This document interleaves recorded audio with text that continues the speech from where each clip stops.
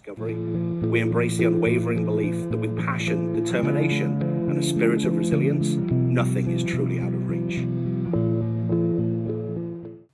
Please close your eyes for 1 second and imagine a few images when I say the word Hawaii. Hawaii. Hawaii. Okay. Open your eyes now. I'm willing to bet that you pictured maybe crystal clear waters, lush green mountains with waterfalls, maybe even swimming with the turtles. Now, for some of us, this is truly a place of paradise where we go and relax. But unfortunately, for some residents of Hawaii, especially low-income Hawaiian young people, Hawaii often feels far from a paradise. They face severe poverty, lack of transportation, even decent health care, and the multi-billion-dollar tourist industry pushes them out into remote areas where it's tough to live. These consequences are experienced all over the islands. Take Ihilani's story, for instance. At 11 years old, she's homeless on the beach in a tent, having to take care of her 3 little siblings for weeks at a time, having to fend for food and survival. Or Keikona. He has to ride a bike 40 miles sometimes just to get to school. His family lives in a remote area with no access to a vehicle. And of course, you can imagine when he's not able to get to school because his bike breaks down.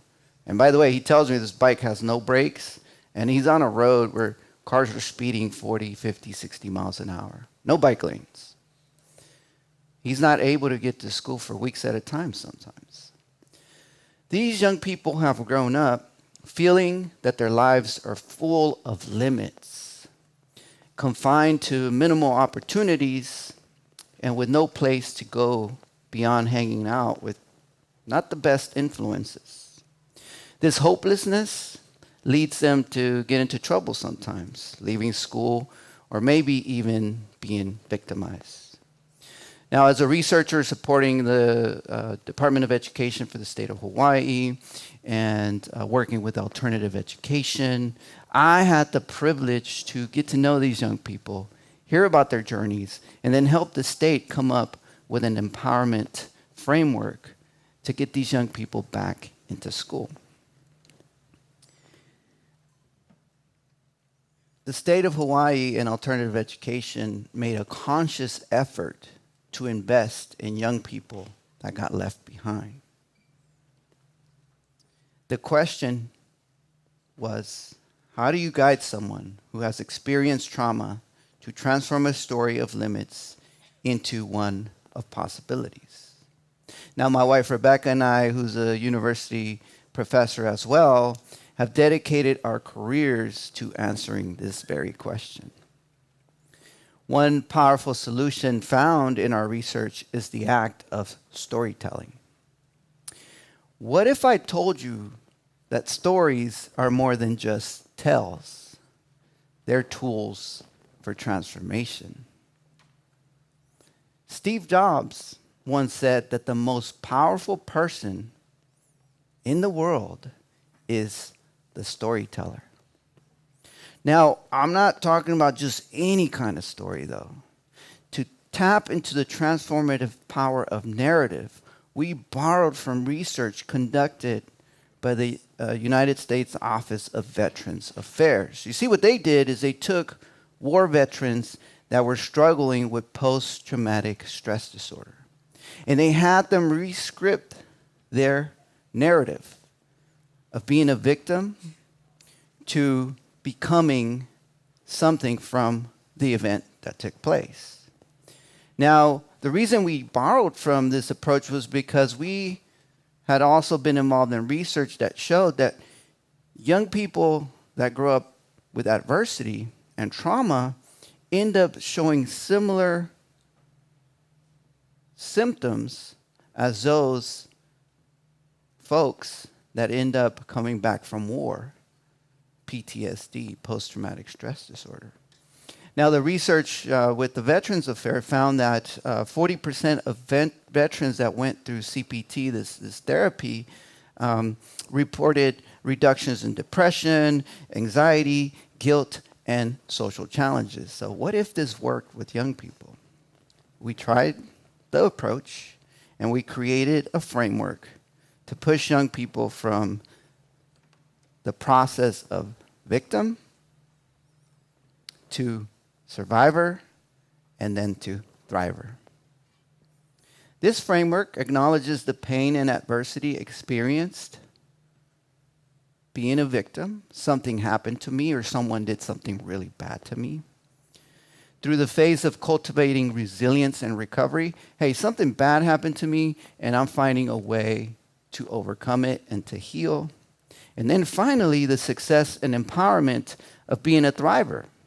Hey, someone did me wrong and something bad happened to me, but despite that and because of that, I've decided to make that struggle my stepping stone to success, and success not just for myself, but for my community and to make this world a better place. In our research, we found that young people that shifted their narrative from victim to thriver ended up increasing their sense of self-efficacy, future self, and reported higher hopefulness. They wanted to go beyond their limits. Over the course of 3 years, these students have gone from disengaged in school, struggling with self-harming behaviors, to self-healing community leaders advocating for positive change in their environment. These young people are demonstrating that hurt people, but healed people heal people. When one person heals through thriving stories, they don't just change their own life. They become a catalyst for change in their community and beyond. Ihi and Kona, who struggled in school and initially dropped out, ended up completing 5 weeks of our program.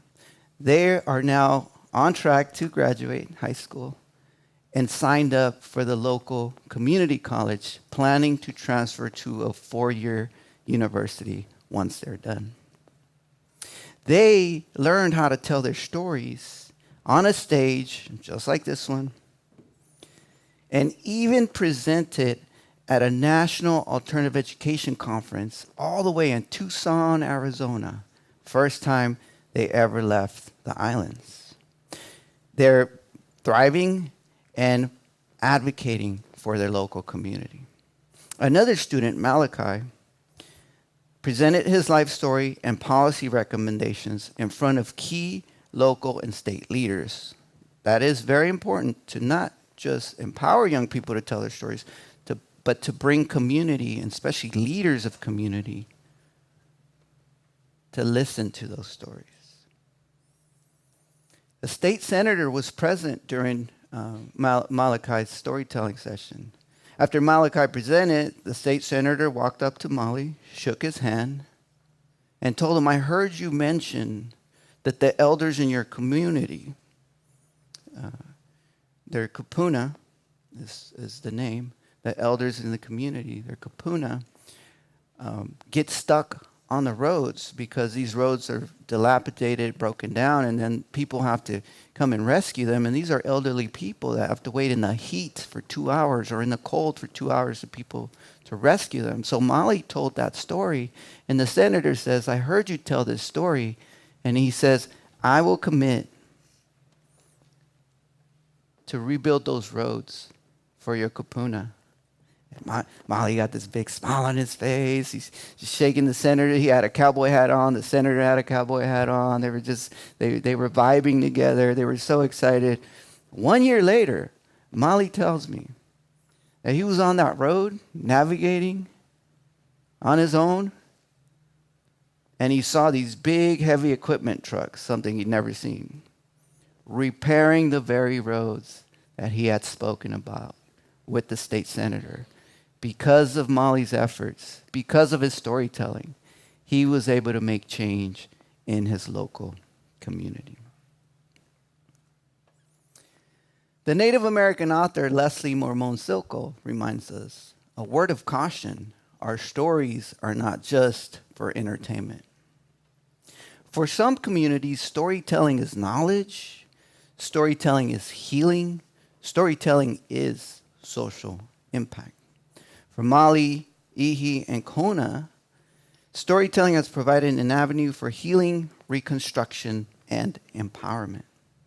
They have mastered the art of telling a thriving story.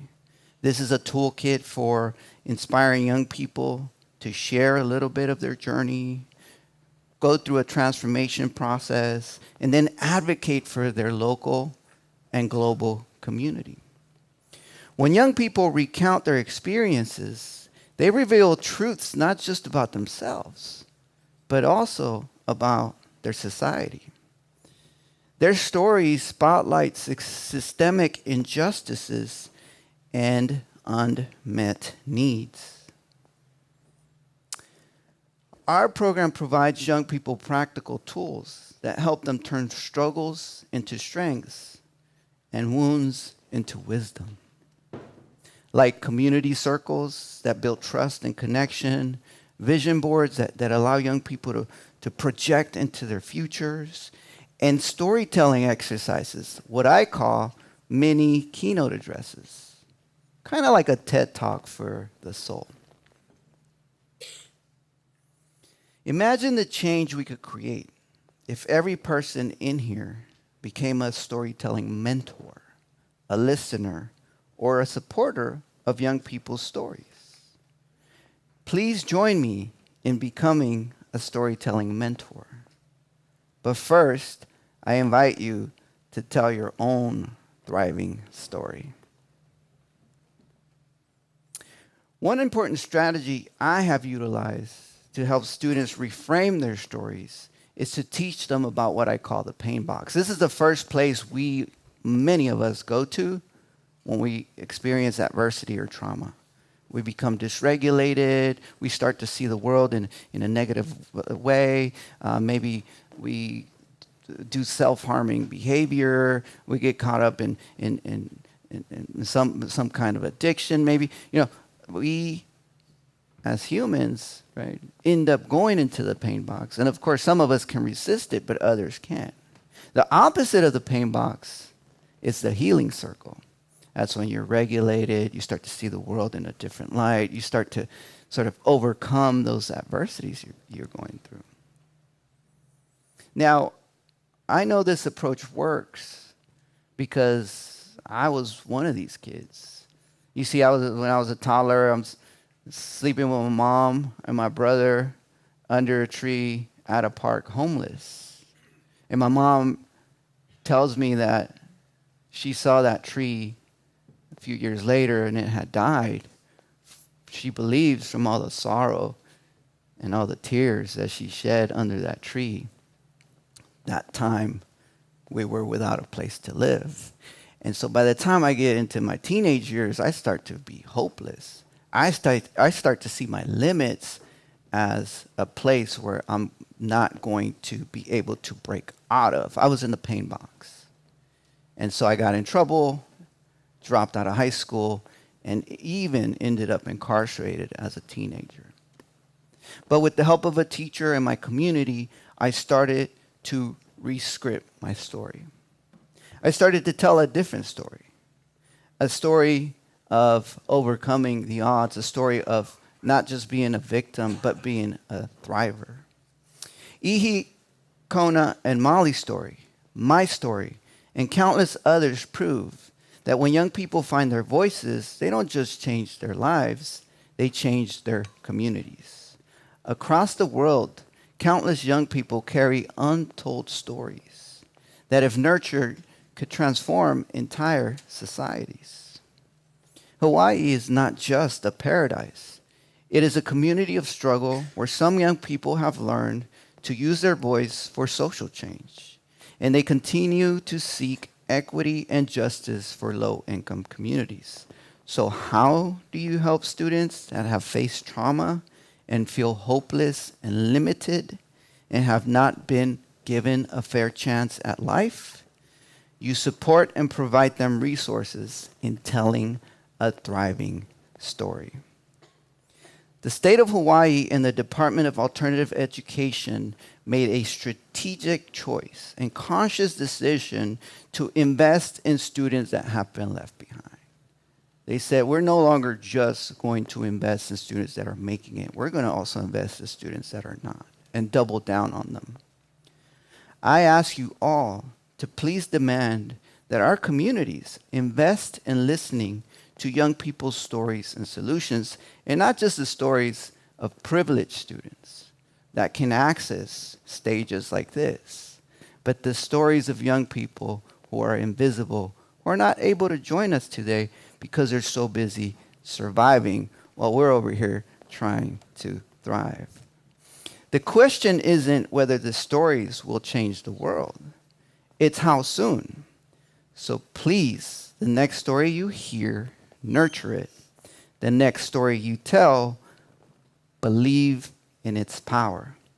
Remember this: thriving stories are the bridges that connect despair to hope and limits to possibilities. Let's build paradises of prosperity for all young people, regardless of where they come from. Thank you very much.